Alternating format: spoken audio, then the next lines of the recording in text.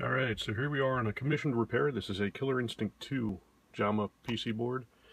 And came in with bad video.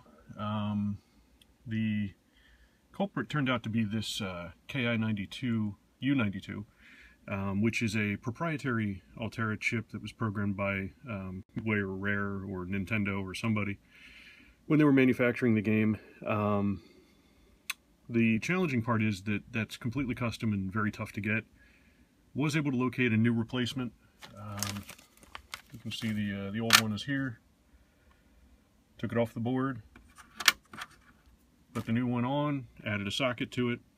Interesting little note: the little surface mount diode right here, next to the socket, was actually too large, and the socket wouldn't fit and align to the pins correctly. So I just took the chip and slid it over a little bit. I still have some flux I need to clean off of there.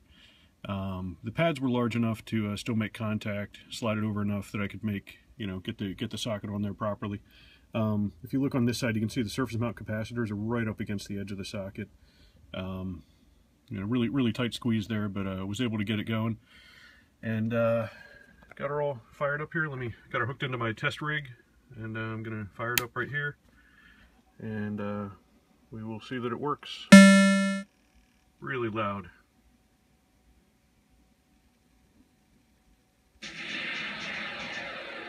So what was happening was the lines on the screen, it was like, you would just get like a shifting to the image, and it would just like lose sync and just shift like crazy. You can see it's fully working at this point.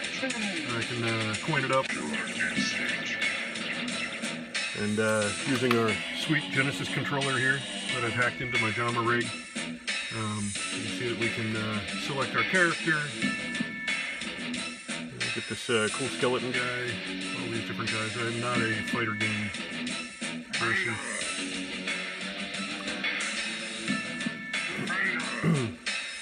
Twins.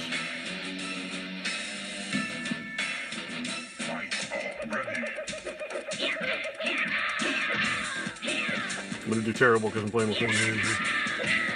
These are terrible anyway, but playing with one hand makes it even worse. So, I'm going to leave the board burn in for a while. Make sure that chip holds up. But, looks like that's all it was on this one. See you guys.